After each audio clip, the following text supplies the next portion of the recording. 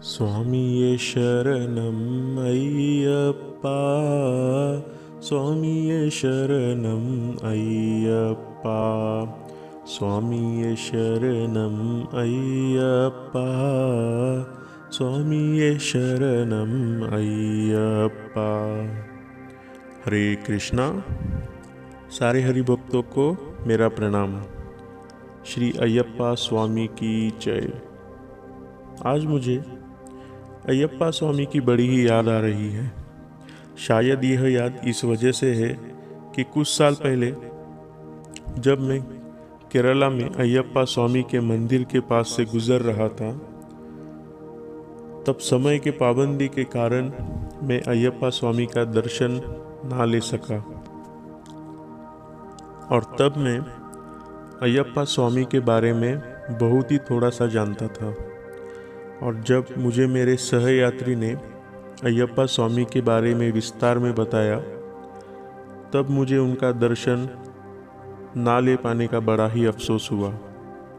परंतु मेरा सौभाग्य तब भी इतना था कि उस समय अय्यप्पा स्वामी का मकर संक्रांति का महोत्सव चल रहा था।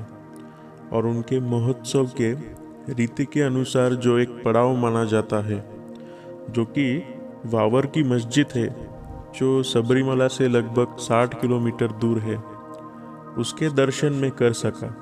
और मुझे इतना समाधान मिला कि कम से कम मैं उस महामहोत्सव के कुछ अंश का हिस्सा बन सका। इसीलिए आज हम लोग अय्यप्पा स्वामी के बारे में थोड़ी सी चर्चा करते हैं, जिससे कि मेरे मन को भी शांति मिले और जो लोगों को उनके बारे में पता नहीं है, शायद इस छोटी सी चर्चा से उन्हें अय्यप्पा स्वामी के बारे में थोड़ी बहुत जानकारी हो जाए। केरला के सबरीमाला में भगवान अय्यप्पा स्वामी का एक प्रसिद्ध मंदिर है, जहाँ पर हर साल इस महोत्सव में लोग उनके दर्शन करने के लिए आते हैं। सबरीमला का नाम शबरी के नाम पर रखा गया है। वही शबरी जिनके झूठे बेर भगवान श्री राम ने बड़े ही प्यार से खाए थे। यह मंदिर कई पहाड़ियों के बीच में है। कहा जाता है भगवान शिव जी के 3 पुत्र हैं, श्री कार्तिकेय स्वामी, श्री गजानन और तीसरे और सबसे छोटे अय्यप्पा स्वामी। तो चलो आज इनकी कथा सुनते हैं।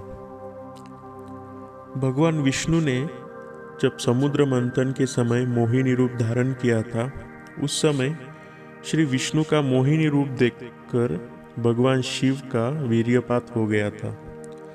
उनके वीर्य से अय्यप्पा स्वामी का जन्म हुआ। शिव और विष्णु से उत्पन्न के कारण उनको हरिहर पुत्र भी कहा जाता है। देखो, भगवान जो अनंत लीलाएं करते हैं, उन्हीं लीलाओं में से यह एक लीला है। भगवान तभी ऐसी लीलाएं दिखाते हैं जब उन्हें अपने भक्तों का उद्धार करना होता है। और यही वजह है कि भगवान अपने इस अय्यप्पा स्वामी के रूप में आज लाखों भक्तों का उद्धार कर रहे हैं। हर साल यहाँ पर मकर संक्रांति को एक महोत्सव मनाया जाता है, जिसे कहते हैं। इस मंदिर के पास मकर संक्रांति की रात को एक दिव्य ज्योति दिखती है। और जब ये रोशनी दिखती है, इसके साथ कुछ आवाजें भी सुनाई देती है। ऐसा माना जाता है कि यह देव ज्योति है और भगवान इसे खुद जलाते हैं। इस महोत्सव की एक और प्रथा भी बताई जाती है।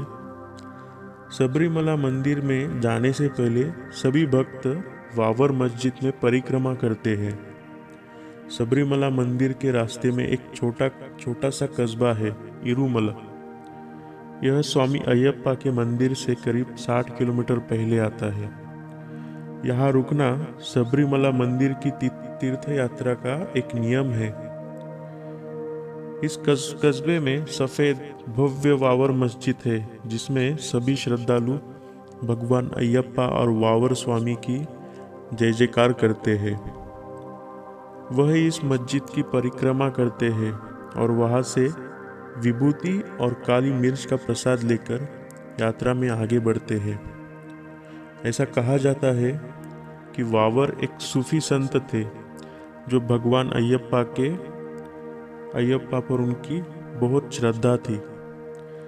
यह परंपरा सदियों से चली आ रही है, जिसका पालन आज भी किया जाता है।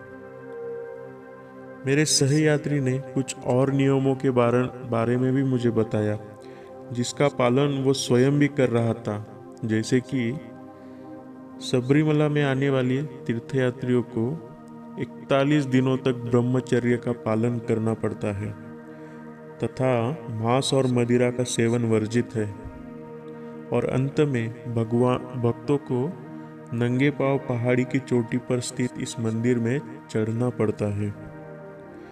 मुझे यह सुनकर बड़ा ही आश्चर्य हुआ कि आज भी लाखों भक्त इन सभी नियमों का पालन करते हुए बड़ी ही श्रद्धा से श्री अयप्पा स्वामी के इस महोत्सव में सहभागी होते हैं।